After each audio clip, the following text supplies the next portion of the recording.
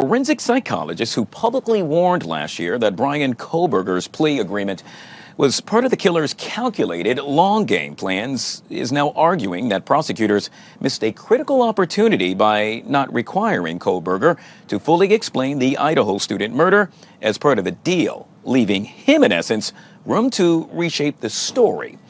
Joining us now to discuss this and so much more is Dr. Carole Lieberman, internationally known as America's Psychiatrist and the terrorist therapist, back here on the Live Zone. Dr. Lieberman, it is always a pleasure. Welcome back to the show. Thank you.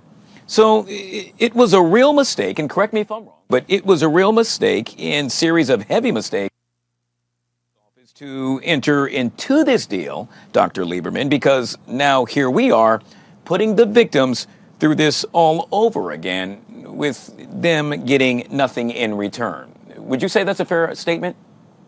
Yes, I would.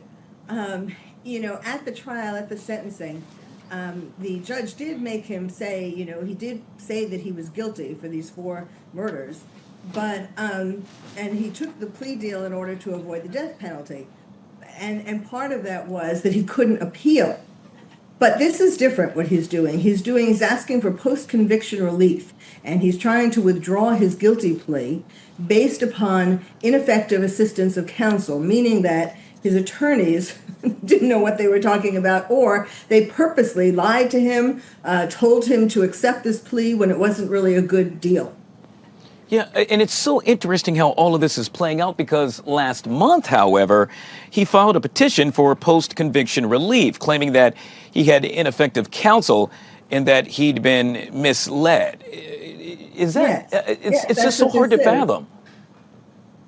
Well,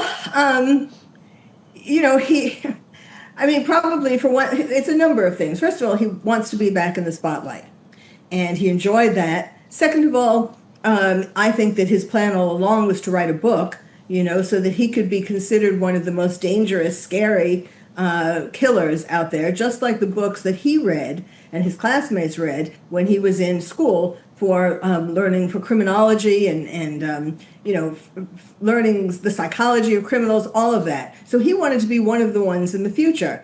Another part of this is, I think this is the most interesting part, I had said before they even arrested Bryan Kohberger that the killer was an incel, meaning that, and I got that because the crime scene was incredibly bloody, meaning that the person was enraged, and the victims were these particularly beautiful, successful, popular girls. I mean, there were 4 victims, but the 2 that I think he was particularly aiming at were Maddie and yes, I always... Maddie and Kaylee, of course. And Maddie and Kaylee look like the girl who first rejected him in middle school. And they found this out subsequently. But, this is what my hypothesis was. And everything we know about Kohberger now makes it still more true.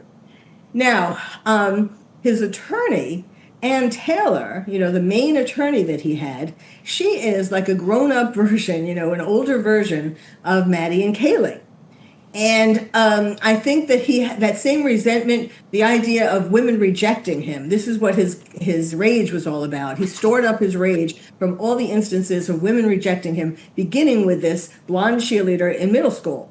And so now, when his attorney, Ann Taylor, let him down also, just like these other women, this is his way of getting back at her. Now, that's not the only reason, but I think it's the most interesting. Yeah, I would have to concur. And so we'll end with this, Dr. Lieberman, and that is, what happens now? Well, he has a new lawyer. His new lawyer is called Greg Rauch, and he's from Moscow, Idaho, the same place where the killings happened. I think it will be better that he has a man. I think he will work better with a man.